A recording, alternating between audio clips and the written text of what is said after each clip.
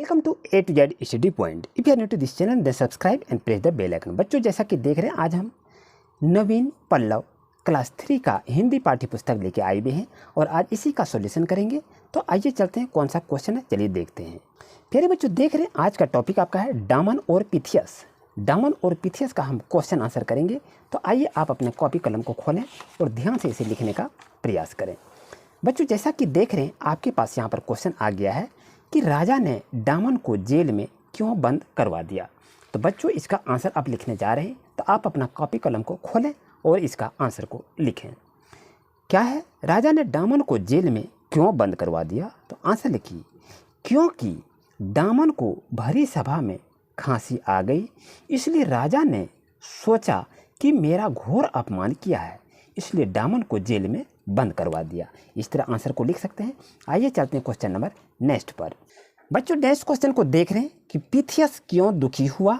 तो इसका आंसर को लिखिए, डामन की फांसी की सजा सुनकर पिथियस दुखी हुआ। ये आंसर हो गया। क्वेश्चन नंबर 3 को लिखिए, डामन किस कारण से रास्ता भटक गया। तो बच्चों, इसका आंसर लिखिए, तेज आंधी तूफान आने के कारण डामन रास्ता भटक गया। ये हो गया क्वेश्चन। क्वेश्चन नंबर 4 को लिखिए, पिथियस को किसके स्थान पर जेल में रखा गया और क्यों।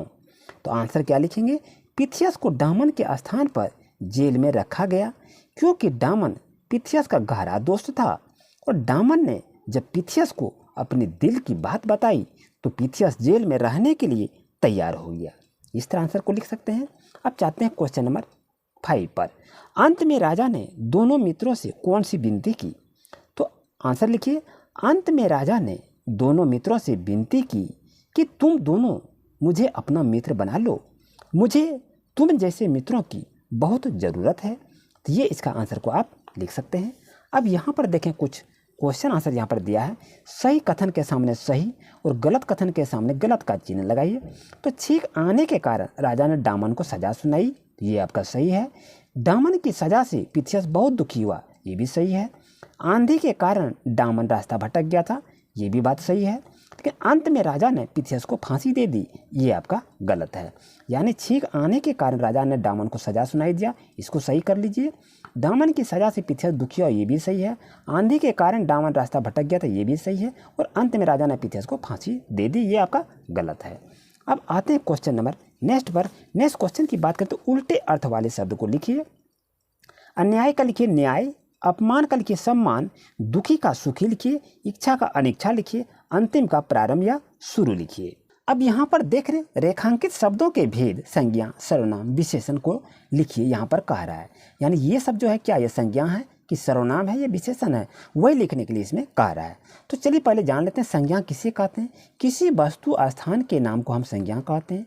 तो सर्वनाम किसे कहते हैं, तो संज्ञा के स्थान पर प्रयोग किए जाने वाले शब्द को हम सर्वनाम कहते हैं।